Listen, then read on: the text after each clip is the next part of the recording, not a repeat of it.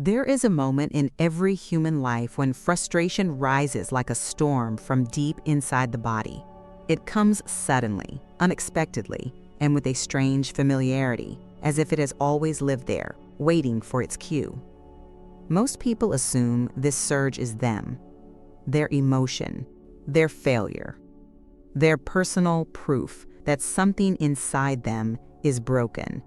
But what if the frustration you feel has nothing to do with you at all? What if it is the final cry of an identity that was never real to begin with? When someone says, "I want to let go, but I don't know how," they are speaking from the very illusion that must dissolve. The ego wants to surrender, but the ego cannot surrender. The false self wants peace, but peace destroys the false self. And so frustration becomes its weapon. The surge in your chest, the tightness in your throat, the heaviness behind the eyes. These sensations are not personal failures.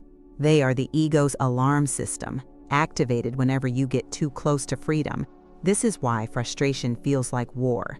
Because a war is happening inside you, not between you and your mind, but between your awareness and the counterfeit identity that has been masquerading as you for decades. Most people never notice the difference. They say, "I'm anxious," instead of noticing anxiety as a passing vibration. They say, "I feel like a failure," instead of seeing the voice of failure as an imposter using their tongue. The ancient mystics spoke of this. They said the ego does not die quietly. It resists, clings, and dramatizes. It uses emotional intensity the way an actor uses a spotlight. When you begin to see through it, when you start to let moments pass instead of reacting, the ego grows terrified. Not because you are in danger, but because it is. Imagine you've lived your whole life in a house with a guest who you thought was family. You fed him, defended him, believed his stories, and followed his advice. But one day you notice something strange. His voice sounds like yours, but his intentions don't feel like yours. His fears feel exaggerated.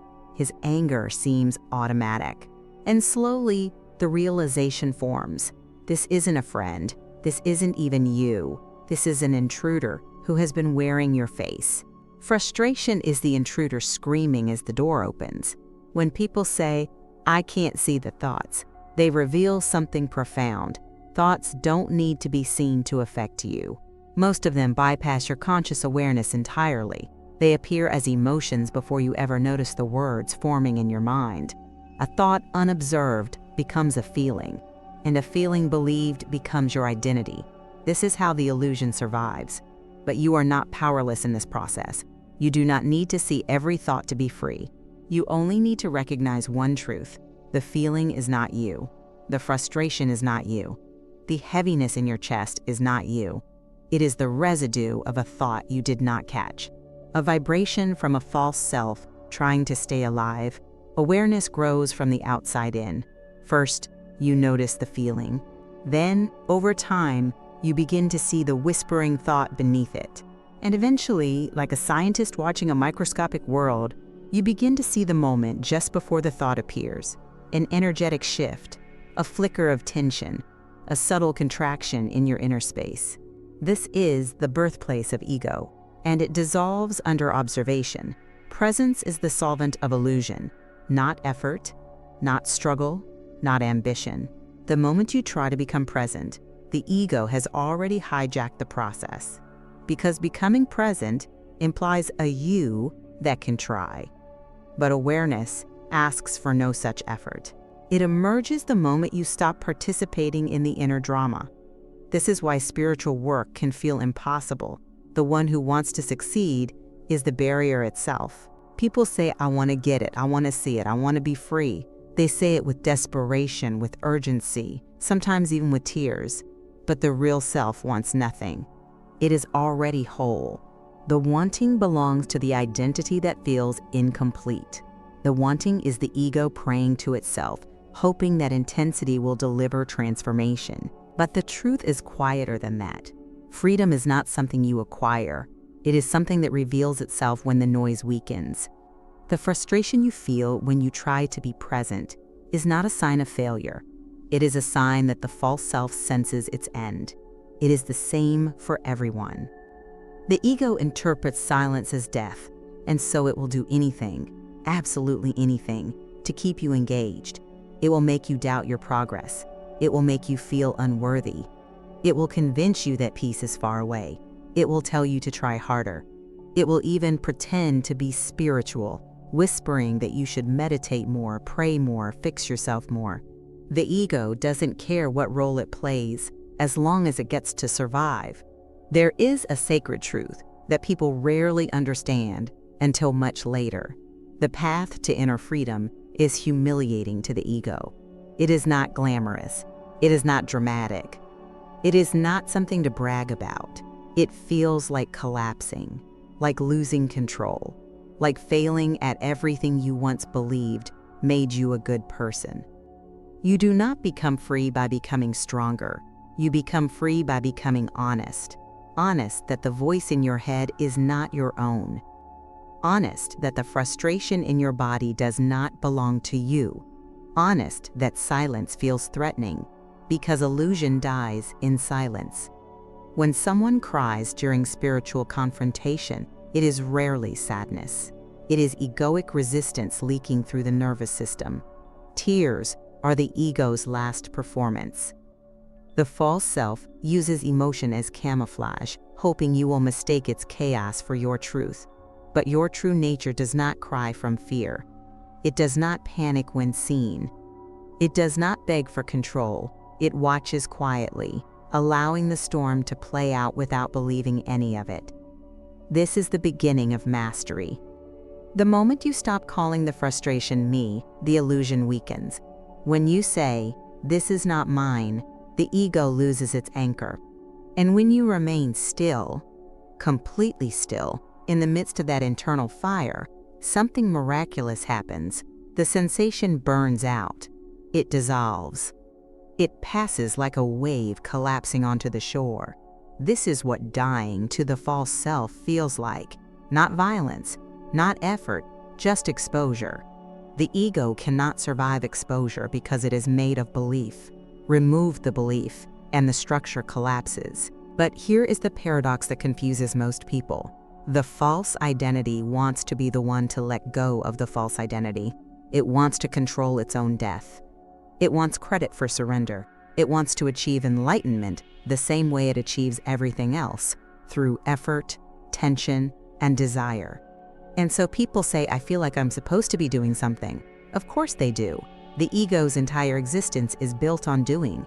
Its language is force. Its world is built on effort. It cannot comprehend a path where striving is the obstacle, not the solution. Awakening is the one area where trying harder only makes you fall deeper asleep. This is why the masters say relax, not as a technique, not as an instruction, but as a pointer. Relaxation is what remains when you stop projecting a self into the moment. Relaxation is what emerges when you stop resisting the experience that is already happening. To relax is not to become soft, it is to become true. Most people misunderstand what inner peace truly is.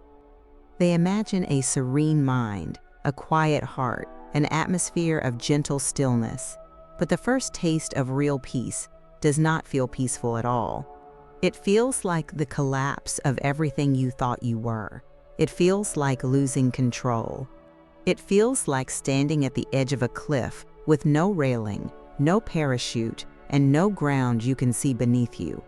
And yet, something in you knows that stepping forward is the only honest choice you've ever had. Presence is not an achievement, it is an absence. The absence of interference, the absence of trying, the absence of self-improvement. Presence is what remains when the false self stops interrupting the moment. And because the ego knows it cannot survive in that absence, it fills your body with tension whenever silence approaches. That tension is not a barrier. It is a signal. It is the ego's way of saying, "I'm still here, please don't leave me." But you must leave it behind. There is a point in spiritual awakening where you realize that your inner world is not a battlefield between you and your mind. It is a battlefield between awareness and illusion. You are not the fighter. You are the field. You are the space in which the conflict appears and disappears.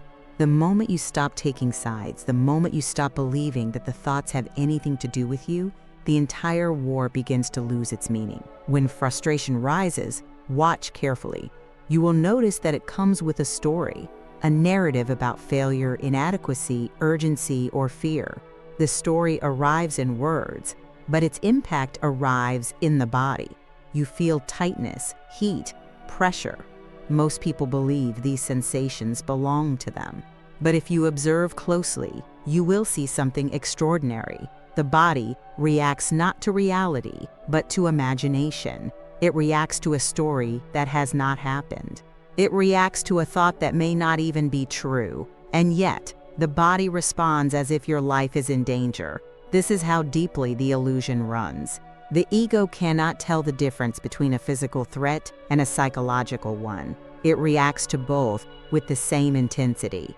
This is why a single thought can send your nervous system into chaos. This is why worry feels like poison. This is why self-doubt feels like drowning. The ego does not know it is only thinking. It believes its stories, and when you believe them too, the illusion is complete. But you are not required to play along. Awakening is not about controlling thoughts. It is about refusing to believe them. Thoughts cannot be controlled, not sustainably, not by effort, not by willpower. They arise from a place you do not choose. They appear spontaneously, like ripples on the surface of a lake when the wind moves across it. The lake does not take responsibility for the ripples. It does not think it failed, because the wind disturbed it. In the same way, you are not responsible for the movements of the mind. You are responsible only for whether you identify with them. When the masters say, "Do nothing," they mean it literally. Do not resist the thought. Do not chase it. Do not analyze it. Do not argue with it. Do not attempt to replace it with a positive one. Every strategy keeps you inside the illusion. Every technique keeps the false self alive. The only true liberation is non-participation, awareness without action, seeing without owning, presence without interference. This is the death of ego. But the ego does not die peacefully. It thrashes, it argues, it panics, it screams that you are doing something wrong. It convinces you that silence is dangerous. It tells you that letting go is irresponsible. It tells you that surrender is childish. It tells you that without it, your life will fall apart. But listen closely. The ego has only one fear: disappearing. It is terrified of not being needed. It is terrified of not being believed. It is terrified of you discovering that everything you think is you is just a collection of inherited stories, emotional residues, cultural conditioning, old survival patterns, and unexamined beliefs. This is why frustration appears most intensely when you are closest to clarity. The ego feels threatened. It senses that your attention is leaving it. It senses that its influence is weakening, and so it pushes harder. It creates tension. It creates confusion. It creates urgency. It says, "You don't get it. You're failing. You're not spiritual enough. Try harder." But notice something very simple. Who is hearing this voice? Not the ego. The ego cannot hear itself. The one who hears the thought is the one who is free from the thought. The one who is aware of frustration is not frustrated. The one who notices suffering is not suffering. Awareness is untouched, untouched by fear, untouched by emotion, untouched by memory, untouched by identity. Awareness is the silent witness that cannot be harmed, cannot be threatened, cannot be diminished. And the more you rest in this silent witness, the clearer everything becomes. There comes a moment when you finally see that thoughts are not weapons.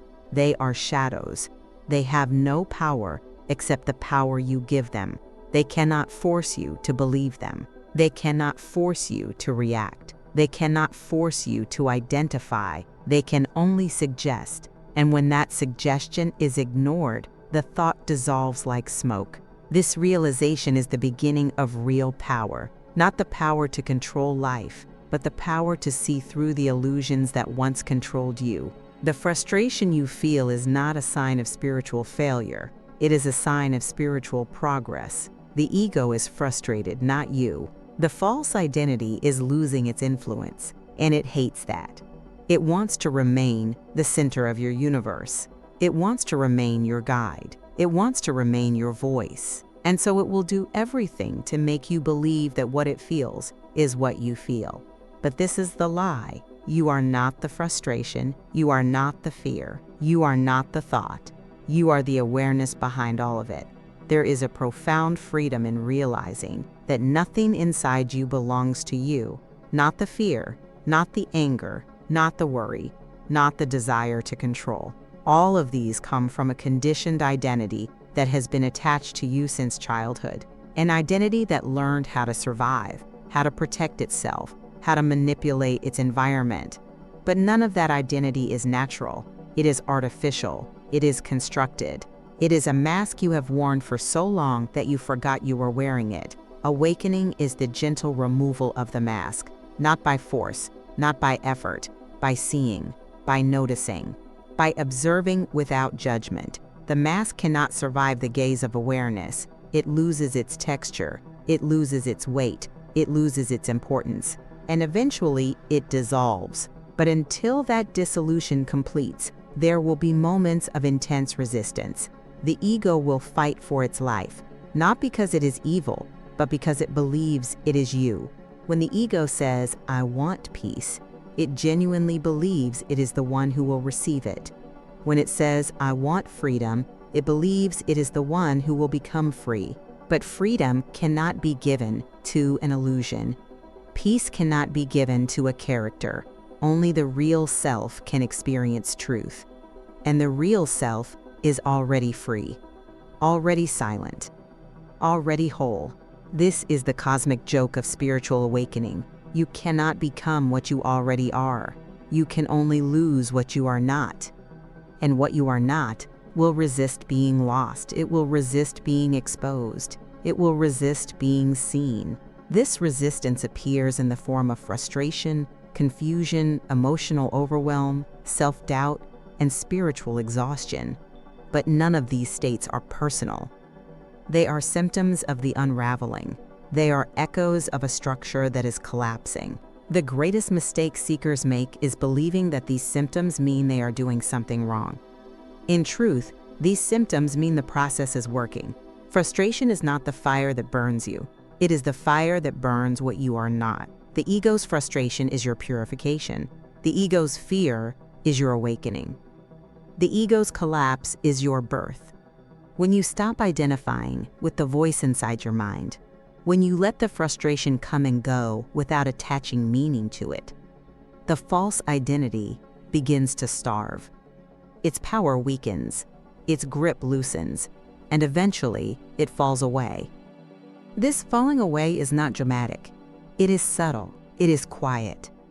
One day you simply notice that what used to disturb you no longer has the same effect. What used to cause panic now feels like weather. What used to trigger anger now passes through you like wind. You begin to see the world not through the eyes of fear, but through the clarity of presence. This is the beginning of a new life. A life not driven by inner conflict, but by inner clarity. A life in which the mind becomes a tool, not a master. A life in which the ego becomes a memory, not an identity. A life in which you no longer spend your days surviving emotionally, but truly living. This is the destiny of every human being who dares to see the truth. There comes a day in your inner journey when something shifts so quietly that you almost miss it. You hear a familiar thought rise, a judgment, a fear, a worry, a self-accusation. And instead of tightening, instead of reacting, instead of collapsing into its gravity, you simply notice it. You watch it like a bird watching a wave roll across open water. It rises, peaks, and fades. And in that moment, something inside you knows, this is freedom. Not dramatic, Not explosive, not overwhelming, just unmistakably real. The thought no longer controls you. And because it cannot control you, it no longer defines you. This simple moment is the seed of awakening. You begin to understand that the mind is not a tyrant unless you kneel before it. You begin to sense that your awareness is older than your thoughts. Prior to every fear, prior to every memory, prior to every belief, there was you, the silent witness, the still presence, the open space in which all experience appears and disappears. But the ego does not celebrate this discovery. It trembles, it panics, it feels its empire cracking. For the first time, it realizes that you are slipping away, that you are not taking its stories as gospel anymore, that you are no longer merging with every emotional wave that moves through your chest. And so the ego will intensify its efforts, not because you are failing, but precisely because you are succeeding. It will whisper that your progress is a lie. It will tell you that you are not awakening at all. It will insist that real presence should feel different, more blissful, more noble, more magical. It will demand that you prove yourself. It will remind you of every spiritual idea you ever learned and weaponize them against you. The ego knows every scripture. It knows every teaching. It knows every technique. It uses spirituality as its camouflage. It speaks in the language of awakening, but its goal is survival. When it sees that silence threatens it, it tempts you to break the silence by trying to be spiritual. When it notices that letting go dissolves it, it convinces you that surrender is dangerous. When it senses that observation weakens it, it distracts you with emotional urgency. This is not because the ego is intelligent, though it may seem that way, but because it is desperate. Desperation makes illusion clever. But there is a place within you where the ego cannot reach, a place that does not react, does not fear, does not chase, does not judge. A place that watches everything with the same calm clarity, the rise of emotion, the fall of thought, the shifting landscapes of inner weather. This place is not an achievement. It is your nature. It has been there your entire life. You simply spent so many years entangled in mental noise that you forgot the silence behind it. To return to this place is not to become enlightened. It is to become honest. Honest about what you are not. Honest about what you have been believing. Honest about what has been speaking inside you. Honest about the source of your suffering. For suffering does not arise from life. It arises from identification. A person without identification can feel pain without becoming the pain, can feel anger without becoming anger, can feel fear without becoming fear. The emotion moves through the body like wind through an open window. It does not accumulate, it does not stick, it does not define. But when an emotion appears and the false self says, "This is me," it becomes personal. It becomes a story. It becomes a wound. It becomes a memory. The ego collects these memories like trophies. It builds an identity out of experiences that were meant to pass. It clings to them, replays them, and reinforces them until you believe that who you are is what you have suffered. But this is the lie. You are not the imprint of your past. You are not the echo of your pain. You are not the collection of your experiences. These things exist inside you, but they are not you. Just as clouds pass across the sky without altering the sky, emotions pass across awareness without altering the awareness. The sky does not become heavy when the storm arrives. It does not become light when the storm leaves. It remains unchanged, untouched, unmoved. You are that sky. Your thoughts and emotions are the weather. They come, they go.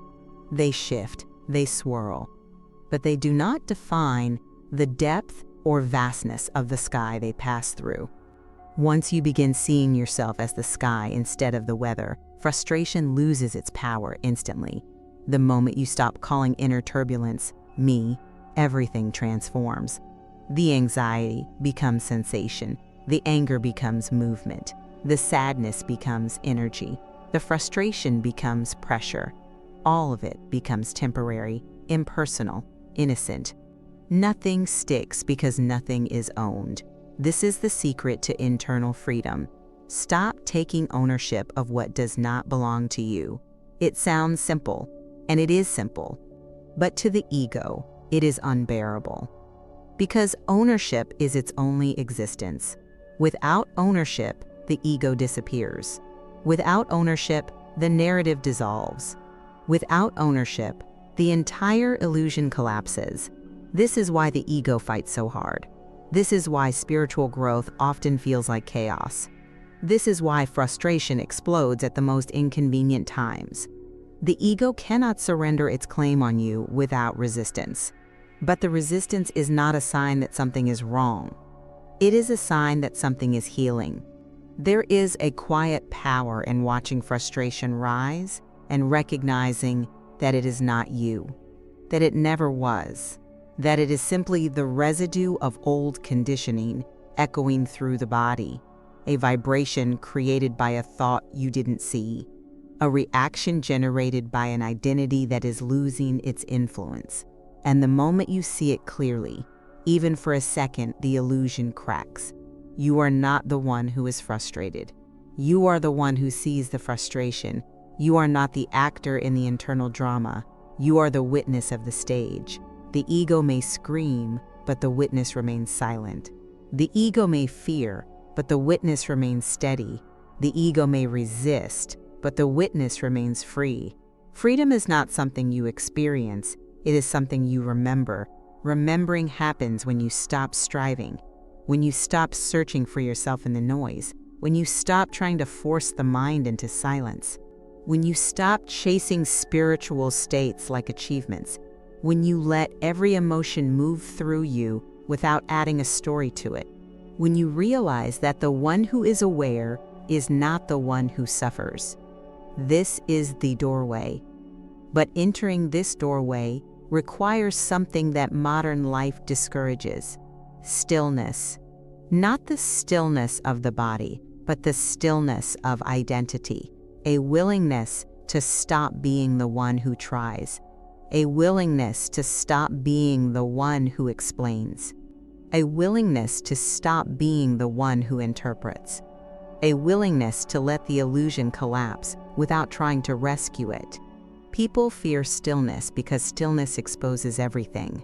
Without the constant motion of thinking, the ego has nowhere to hide. Its thoughts sound louder. Its feelings feel bigger. Its lies appear more obvious. But this exposure is the beginning of liberation. The false self cannot survive the light of your observation. It only survives in your distraction.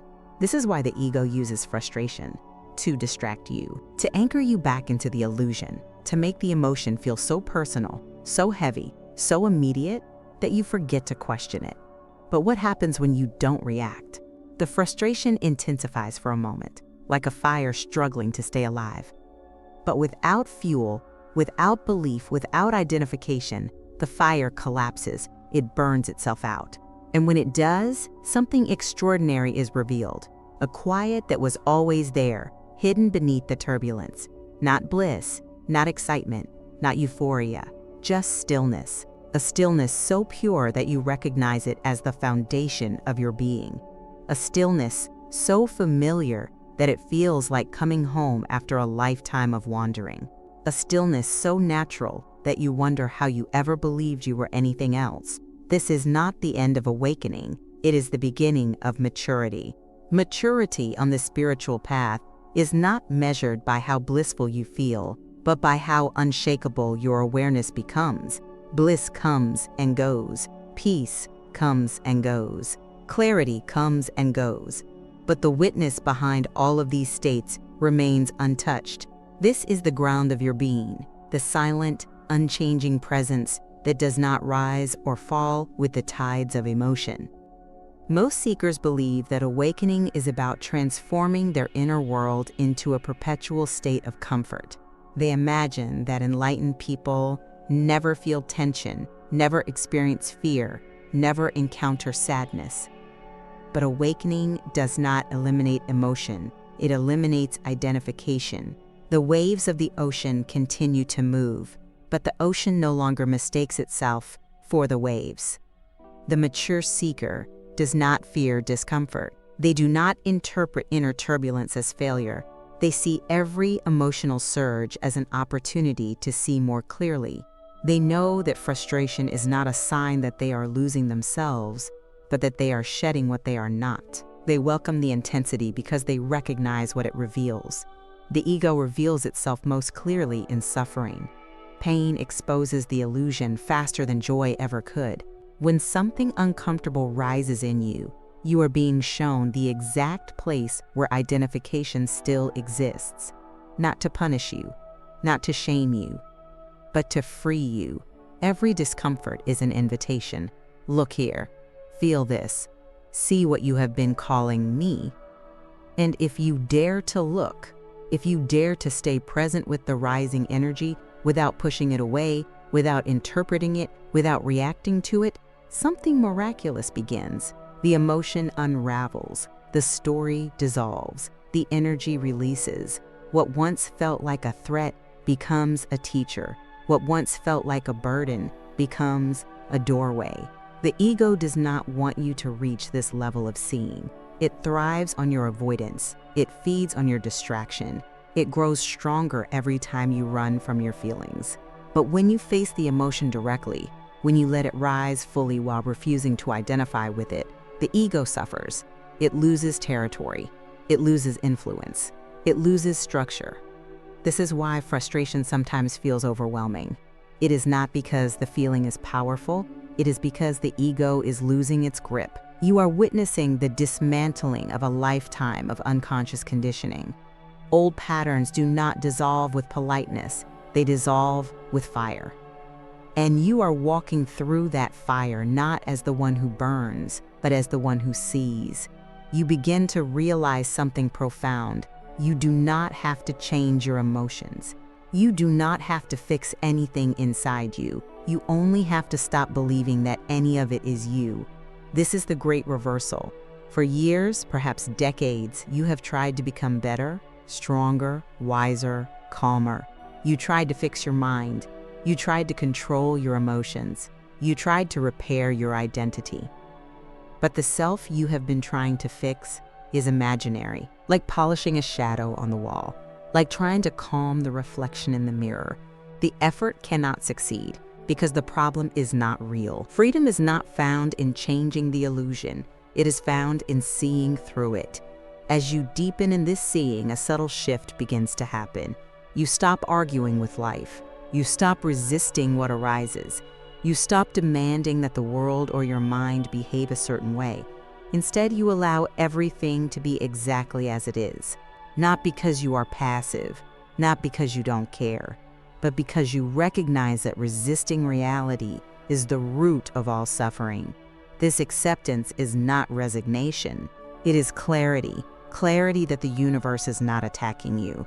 Clarity that your emotions are not personal insults. Clarity that your thoughts are not warnings. Clarity that life is unfolding on its own, whether you participate in the drama or not. Clarity that you can observe every experience without becoming entangled in it. The more you rest in this clarity, the more life begins to lose its heaviness. Situations that once felt threatening now feel neutral. Criticism that once cut deeply now feels irrelevant. Conflicts that once sent you spiraling now appear almost dreamlike. Not because you are numb, not because you are disconnected, but because you finally understand that what people attack is never you. They attack the image they have of you in their mind. And you are not that image. The ego wants everything to be personal. It exaggerates every interaction. It inflates every criticism. It dramatizes every inconvenience. It interprets everything as a reflection of its worth. But the real you has no need for any of that. The real you is not diminished by anyone's opinion. It is not elevated by praise nor reduced by judgment. It is untouched by comparison. It is immune to validation. This immunity is not built through confidence. It is built through non-identification. Confidence says, I am worthy. Awareness says, I simply am. Confidence needs to be maintained. Awareness has no requirements. Confidence rises and falls. Awareness remains. The ego uses confidence to feel strong, but the strength of awareness is effortless. It does not need to fight. It does not need to defend itself. It does not need to prove anything. And when you realize you have nothing to defend, arguments become impossible. This is the heart of spiritual maturity, the recognition that conflict is unnecessary, not because you avoid it, not because you fear it, but because you see that nothing the ego fights for is real. Most arguments are illusions fighting illusions. Most disagreements are stories colliding with stories. Most emotional battles are illusions defending illusions. When you stop participating, the conflict evaporates, not gradually, instantly. You stop trying to convince anyone. You stop explaining yourself. You stop defending your identity. And something extraordinary happens. People around you begin to experience your presence differently. They cannot control you. They cannot trigger you. They cannot manipulate you. They cannot pull you into their emotional theatrics. You are no longer available for their drama. And because of that, many will react. Some will respect you. Others will feel threatened. Some will feel confused. But none of it touches you, because you have stopped calling their reactions mine. This is one of the most liberating thresholds in awakening, the recognition that nothing external can disturb your inner space unless you identify with the disturbance. Something can move through your life. It can impact circumstances. It can challenge your plans. It can alter your path. But it cannot touch your essence. Your essence is untouchable, not metaphorically, literally. No emotion can alter it. No memory can stain it. No thought can threaten it. No event can diminish it. Your essence exists prior to all experience. It is the one constant in your life.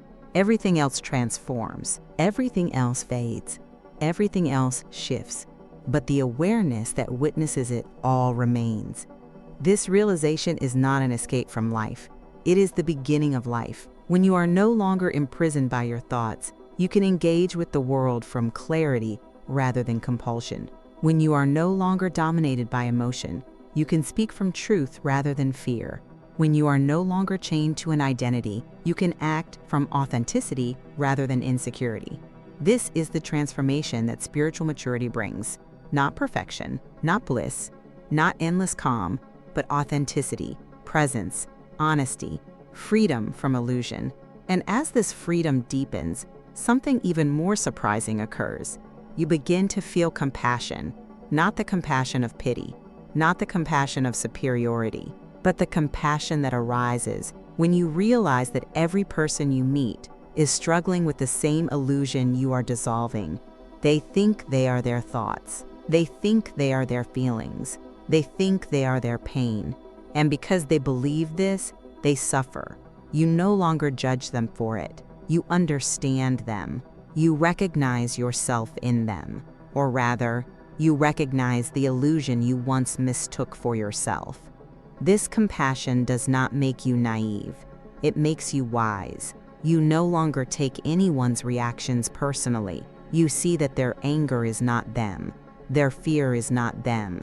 Their pettiness is not them. Their frustration is not them. You see their ego performing, just as yours used to. And instead of reacting, you remain spacious. This spaciousness is the highest form of love. When this spaciousness begins to open inside you, life takes on a different texture. Conversations feel lighter. Challenges feel less threatening. The world seems less sharp, less heavy, less personal. You begin to understand that most of humanity is sleepwalking, acting out the impulses of an inherited inner voice, unaware that the voice is not their own. You see how automatic the reactions are, how predictable the emotional storms, how scripted the internal dialogue. And instead of judging it, you feel a quiet tenderness, a tenderness that comes from seeing clearly. a tenderness that comes from knowing what freedom costs. For freedom is not the reward for spiritual effort, it is the result of spiritual surrender. You do not become free by climbing upward, but by letting go downward, out of the mind, out of the identity, out of the narrative. You fall gently into yourself, into silence, into the stillness that existed before the world taught you who you were supposed to be. This stillness is not passive. It is powerful. It does not freeze your life. It animates it. It clarifies your actions.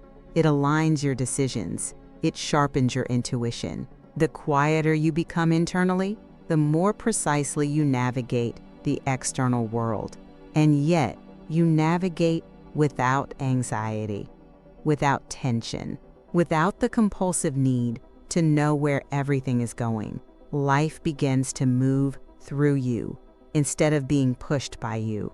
The ego hates this. It thrives on control. It thrives on planning. It thrives on predicting, analyzing, calculating, and managing. It believes it is the architect of your existence. When you surrender control, the ego feels unemployed. It feels exiled. It feels irrelevant.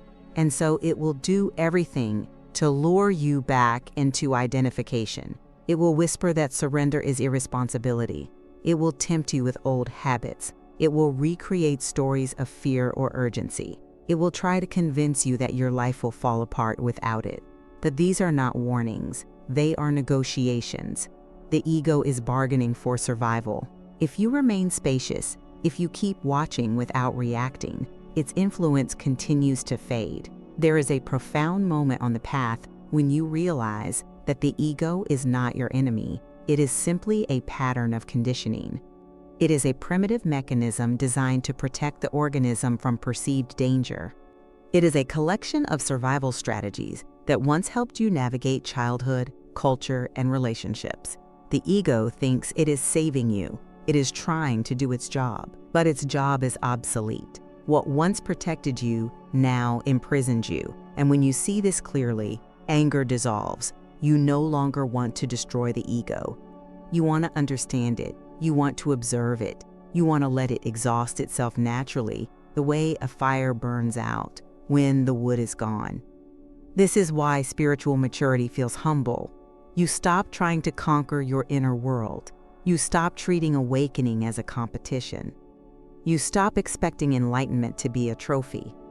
You begin to realize that the most profound transformation happens quietly, without applause, without drama, without grand declarations. It happens in the moment you choose not to argue. It happens in the moment you choose not to defend yourself. It happens in the moment you choose not to react to a surge of emotion. It happens in the moment you choose to let an old story dissolve without feeding it. These small moments accumulate. They form a new way of inhabiting yourself, a new relationship to thought, a new relationship to emotion, a new relationship to life. And yet, despite all this clarity, there are days when the ego resurfaces with surprising strength. Days when frustration returns like a storm, intense and overwhelming. Days when old patterns reappear, and you wonder if you have gone backward. But you have not. This is part of the purification. Old conditioning does not vanish in a single moment. It unravels layer by layer, often resurfacing just as it is about to dissolve permanently. On these days, the ego whispers, "See?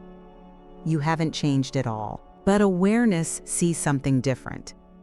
The fact that you can see the pattern means the pattern is already weakening. The fact that you are not fully consumed by the emotion means distance has formed. The fact that you recognize the illusion means the illusion is cracking. Awakening is not the disappearance of storms. It is the discovery that the storms can no longer drown you. When frustration rises, you no longer panic. You no longer assume it is personal. You no longer interpret it as failure. Instead, you watch, you breathe, you remain still. You allow the energy to move through the body without identifying with it. You let the storm rage if it must, knowing that storms do not harm the sky they pass through. As this inner stability deepens, something remarkable happens. You begin to lose interest in the internal storyteller altogether. The constant narration, the commentary, the inner critic, the projections, they start to feel irrelevant, like background chatter in a room you are no longer sitting in. The mind continues speaking, but you stop listening. And because you stop listening, its influence fades. And because its influence fades, the emotional reactions lose fuel. This withdrawal of attention is the ego's true death. Not through force, not through discipline, through disinterest. You do not kill the ego, you simply stop feeding it. Eventually, the mind becomes quieter, not because you achieved mental silence, but because you stop trying to manage the noise. Silence is what remains when you stop interfering with yourself. It is the default state of your being. Thoughts arise and fall within it, but they no longer disturb it. Emotions move through it, but they no longer define it. This is the life beyond frustration. Not a life without emotion, but a life without entanglement. You walk through the world with a softness that is not weakness, and a strength that is not aggression. You respond instead of react. You observe instead of judge. You act from clarity instead of fear. You speak from truth instead of insecurity. You pause before assumption. You breathe before conclusion. You feel before interpretation. You begin to inhabit the world differently, not as someone trying to survive it, but as someone finally awake within it. And this awakening does not distance you from life. It brings you closer, closer to the simple beauty of existence, closer to the quiet intelligence of nature, closer to the subtle movements of intuition, closer to the truth inside every moment. Because at last, you are meeting life without the filter of illusion. As the inner noise softens, you begin to notice something extraordinary. Life was always whispering to you, but the ego was too loud for you to hear it.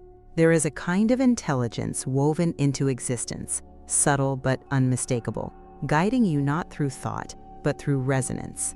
You feel certain decisions in your chest, not your mind. You sense the right direction without needing a reason. You speak from a clarity that has no origin in memory. This is not instinct, it is not logic, it is not emotion. It is awareness expressing itself through you, and this awareness has always been there. It was present when you were a child, before you learned to fear your own feelings. It was present when you were lost, even if you could not recognize it through the noise. It was present when you suffered, observing silently, waiting patiently for the moment when you would stop trying to escape and finally turn inward. Awareness is the one companion that never abandons you. Even in your darkest moments, something inside you remained untouched. You know this because you lived through storms that should have destroyed you, but didn't. You were overwhelmed, but something in you stayed intact. You were humiliated, but something in you remained unharmed. You were afraid, but something in you was never threatened. That untouched presence is who you really are. When people say, "I found myself," this is what they are pointing to. Not a personality, not a belief system, not a lifestyle, a presence, a depth, a stillness that has always been there, hidden beneath layers of thought and emotion. But to live from this place requires one simple shift. You must stop calling the ego's reactions me. This is the hardest and most liberating practice. When a wave of frustration rises, the ego screams that it is personal. I'm overwhelmed, I'm failing, I'm broken. But the awakened mind listens for a different voice, the silence beneath the scream, the calm beneath the tension, the space beneath the noise. And when you listen deeply enough, you realize that the frustration appears within you, but it is not you. It is like thunder rolling across the sky. The thunder is dramatic, loud, unpredictable, but the sky is not harmed by it. The sky does not react. The sky does not defend itself. The sky does not wish the thunder were different. It simply holds the sound until it fades. This is your task. to become the sky again, to allow every emotional storm to unfold without trying to manipulate it, to let frustration shake your body without shaking your identity, to experience the rising intensity without telling a story about what it means. The ego interprets everything. Awareness interprets nothing. It sees, it witnesses, it allows, it dissolves. This dissolution is not passive, it is transformative. It rewires your nervous system. It frees your body from years of accumulated emotional tension. It breaks the link between sensation and identity. And once that link is broken, suffering becomes impossible in the old way. Pain may still arise, fear may still arise, confusion may still arise. But the suffering, the psychological ownership of those states, falls away. What is left is a clean experience, unburdened by narrative. You finally understand that emotions are visitors, not residents. And as they visit you without resistance, without interpretation, without attachment, they complete their natural cycle. They appear, they peak, they fade, they leave. What remains is spaciousness, openness, a deeper breath, a lighter body. A clearer mind. This clarity does not make you superior. It makes you humble. Because you realize that all your past judgments were misunderstandings. All your emotional reactions were echoes of illusion. All your inner battles were wars between imaginary identities. And with this humility comes compassion. Not the compassion of pity, but the compassion of recognition. You see yourself in everyone. You see the same egoic structures, the same fears, the same defenses, the same longing for peace, the same confusion about where peace truly comes from. You realize that people are not trying to hurt you. They are trying to escape their own suffering. They speak from their fear, not their truth. They act from their conditioning, not their clarity.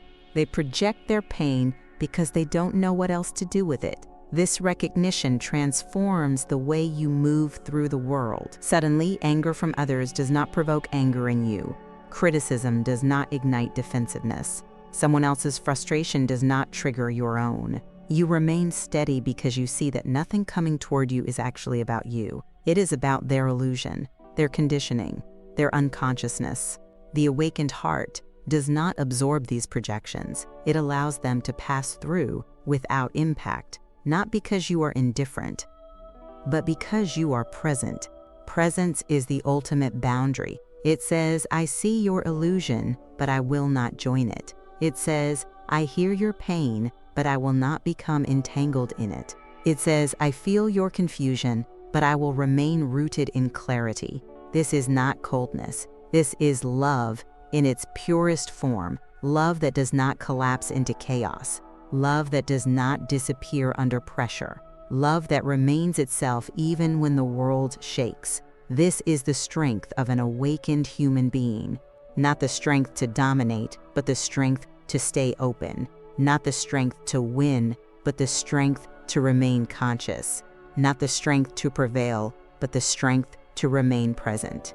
And as this presence stabilizes, something even deeper emerges. The realization that life itself is not a problem to be solved.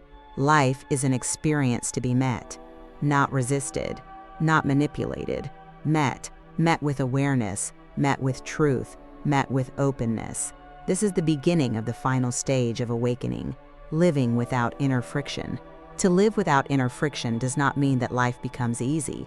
It means that life no longer feels like resistance. You move through the world without pushing against yourself. The mind may speak, but you no longer obey it blindly. The emotions may surge, but you no longer drown in them. Situations may challenge you, but they no longer define you. You become fluid, not fragile, not forceful, simply fluid. This fluidity is the natural state of consciousness when identification dissolves. Before conditioning shaped you into someone who must achieve, defend, prove, or justify, you were fluid. As a child, you flowed from one moment to the next without psychological friction. You felt emotions fully, then released them effortlessly. You were not attached to thoughts. You lived inside presence without knowing the word for it. Awakening is not becoming something new. It is returning to what you were before the world hardened you. The world taught you to contract, to brace yourself, to anticipate danger, to manage your image, to fear judgment, to carry your past like armor. These defenses were necessary once, but now they imprison you. They prevent you from meeting the moment directly. They make you second-guess your intuition. They disconnect you from the intelligence of your own being. When the false self dissolves, those defenses dissolve with it. You no longer perform a version of yourself for the world. You no longer pretend. You no longer contort your truth to meet expectations. You no longer hide behind roles or identities. You simply show up as awareness expressing itself through a human form. This simplicity is not naive. It is precise, it is grounded, it is wise. You begin to notice that life unfolds with its own rhythm, not the rhythm your mind prefers, but the rhythm that was always there beneath the surface. There is a flow to existence, subtle yet unmistakable, and when you stop resisting, you begin to move with it. You make decisions without hesitation. You act without overthinking. You trust without calculation. You speak without filtering your authenticity through layers of fear. And because your actions arise from reality rather than ego, they carry a different energy, an energy of clarity instead of urgency, an energy of truth instead of performance. This changes everything. Relationships become cleaner. Boundaries become natural instead of forced. You stop attracting chaos because chaos can no longer hook into your unconscious wounds. You stop feeling responsible for other people's emotions because you see clearly that everyone must face their own illusion. You stop giving your energy to situations that drain you. You stop explaining yourself to those committed to misunderstanding you. Life becomes simpler, not because the universe reorganizes itself, but because you stop complicating it from the inside. The absence of inner friction also brings something few people expect, a profound sense of safety. Not safety in the external world. Life remains unpredictable, but an inner safety that cannot be touched by circumstance. A safety that comes from knowing that nothing external defines your internal reality. A safety that arises when you realize that no thought can harm you, no emotion can control you, no projection can diminish you. This inner safety allows you to rest, truly rest, for the first time in your adult life. You stop bracing for impact. You stop anticipating disaster. You stop carrying hidden fear in your chest. You stop living as if life is something that could collapse at any moment. Instead, you breathe deeply. You inhabit your body fully. You feel anchored, rooted, grounded. You become a calm presence in a chaotic world. This calm is not forced. It is not practiced. It is the natural result of no longer believing in the inner narrator. When the storyteller loses credibility, the story loses power. And when the story loses power, the emotions attached to the story begin to dissolve. What remains is stillness, not the stillness of suppression, but the stillness of truth. In this stillness, you begin to see life with a clarity you did not know was possible. Colors seem richer. Sounds feel more textured. The world appears more vivid, not because anything has changed externally, but because your perception is no longer filtered through layers of unconscious tension. Presence gives you back your senses. You begin to notice subtlety, nuance, depth. You begin to feel the aliveness of every moment. This aliveness is not something you create, it is something you uncover. It was always there, obscured by the noise of thought. When the noise quiets, the aliveness rushes forward. This aliveness also reveals something even deeper. The illusion of separateness begins to crack. You start to sense that the boundary between you and the world is not as solid as you once believed. You feel connected to others without needing to cling to them. You feel connected to nature without needing to escape to it. You feel connected to life itself, not as a concept, but as a direct experience. Awareness does not divide the world into me and other. It perceives everything as one field of experience arising within consciousness.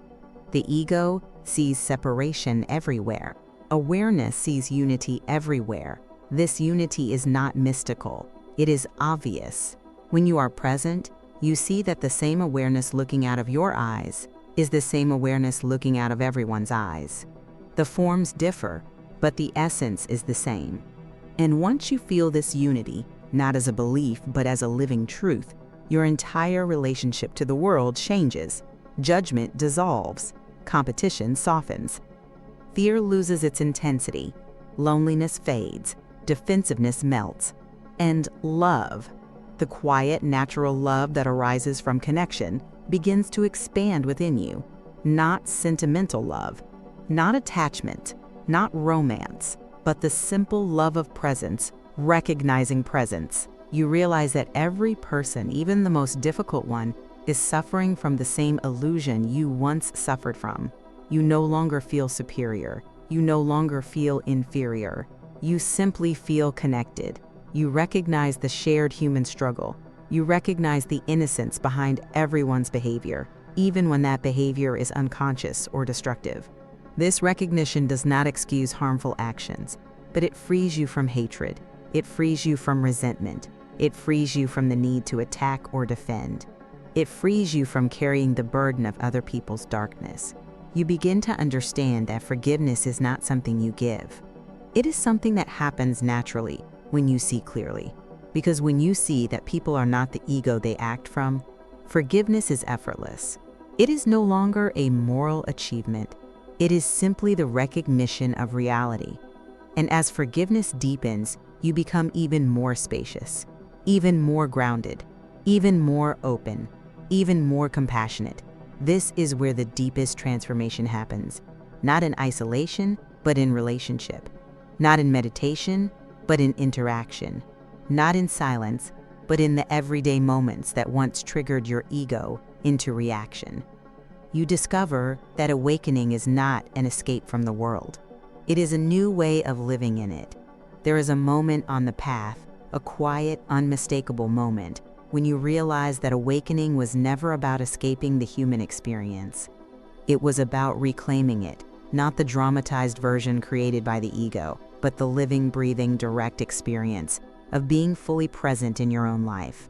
For the first time, you feel like you are actually here, not lost in thought, not submerged in emotion, not trapped in memory or anticipation, just here, awake inside the moment that life is offering you. This presence is not effortful, it is effortless. You are no longer trying to hold on to it. You are no longer chasing a spiritual state. You are no longer measuring your progress against an imagined ideal. You simply live, moment by moment, without adding fiction to reality. This simplicity feels like relief, a relief more profound than any pleasure the ego ever offered you. And in this simplicity, something extraordinary happens. Gratitude begins to arise, not as a practice, not as an obligation, not as a forced mindset. Gratitude becomes the natural fragrance of awareness. You wake up and feel grateful for breathing. You walk outside and feel grateful for light. You look at strangers and feel grateful for their existence. You experience challenges and feel grateful for the clarity they reveal. Life does not need to be perfect for gratitude to flourish. Gratitude flourishes because the illusion of insufficiency has dissolved. This gratitude softens the last layers of ego. It dissolves subtle fears. It heals old wounds. It melts the remnants of emotional armor. It invites a deeper letting go, a letting go not born from struggle, but from understanding. You begin to understand that nothing in your life was ever a mistake. Every challenge was a teacher. Every heartbreak was an unveiling. Every frustration was a message from the false self exposing itself. Every wound is what brought you to this inner threshold. The path was not linear, but it was precise. Even the detours were necessary. Even the delays were perfect. Even the moments you judged as failure were steps towards seeing clearly. There is no wasted suffering in awakening. Every moment of pain was guiding you toward truth. As this understanding settles in your being, your relationship to the past changes. The past loses its heaviness. Its grip weakens. its stories lose their emotional charge. You can remember without collapsing. You can reflect without blaming. You can revisit without reliving. The past becomes information, not identity. It becomes context, not self. You stop trying to rewrite it. You stop trying to outrun it. You let it rest where it belongs, behind you. This freedom extends into your future. You stop projecting catastrophe into it. You stop planning from fear. You stop calculating who you should be. Instead, the future becomes an open field, a landscape of possibility, not a prison of expectation. You move toward it with curiosity, not anxiety. You no longer demand guarantees. You no longer seek control. You trust the intelligence of life itself. This trust is not blind. It is experiential. You trust life because you have witnessed the truth. Nothing real has ever been threatened. Not your essence, not your awareness, not the quiet presence behind your thoughts. The ego has been threatened many times, but you have not. And once you know this directly, trust becomes effortless. Life becomes an unfolding instead of a battle, a mystery instead of a threat, a dance instead of a test. This transformation also reveals something deeply practical. You begin to take clearer action in the world. Without fear clouding your mind, you make decisions from grounded clarity. Without insecurity pulling you into pleasing or performing, you communicate more honestly. Without identification fueling your reactions, you resolve conflicts gracefully. Without the ego's constant noise, you hear intuition more consistently. Awakened action is not passive.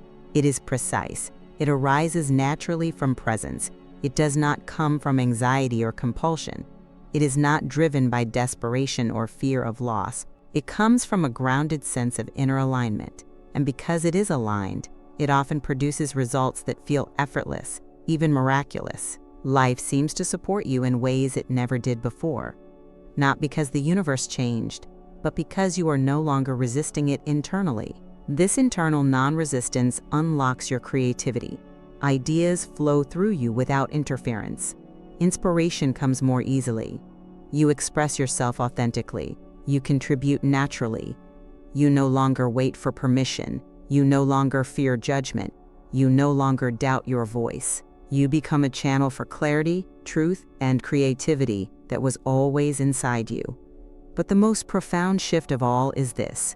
You begin to feel whole, not because your circumstances are perfect, not because your mind is always quiet, not because your emotions never fluctuate, but because you no longer believe that anything can add to or subtract from your essence.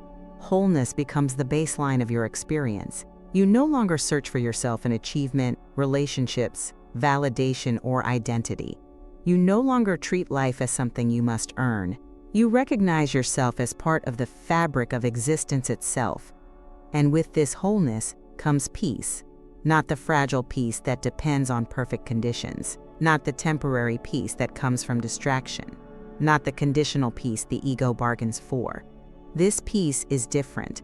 It is stable, it is deep, it is natural. It is the kind of peace that remains even when the mind is noisy, even when emotion rises, even when life becomes difficult. It is not disturbed by the temporary movements of experience. This unshakable peace is your birthright. It was never missing. It was only obscured by belief. Belief in the ego, belief in thoughts, belief in feelings, belief in separateness, belief in the inner narrator, belief in the illusion that you must do something to become yourself. The final realization is simple but world-shattering. You were never lost. You were never incomplete. You were never broken. You were only unconscious of what you already were. All your seeking was a search for your own presence. All your effort was an attempt to create what was already within you. All your frustration was the ego resisting its own dissolution. All your suffering was a doorway into awareness. When you look back, you see that every step, every confusion, every emotion, every setback was leading you here, to this truth, to this clarity, to this quiet recognition that you are awareness, not the patterns within it. Presence, not the thoughts that appear inside it. Freedom, not the identity that once claimed you. This is the end of the false self. But it is not the end of you. It is the beginning of you. The real you. The one who was always here. The one who finally remembers its own name. The one who rises without effort. The one who lives without illusion. The one who sees without fear. The one who is free. And from this moment on, you will never again confuse yourself with the voice that once lived inside your mind. You will feel emotions without becoming them. You will witness thoughts without believing them. You will move through life without losing yourself inside it. This is the clarity beyond frustration. This is the peace beyond the ego. This is the awakening that no thought can describe and no illusion can touch.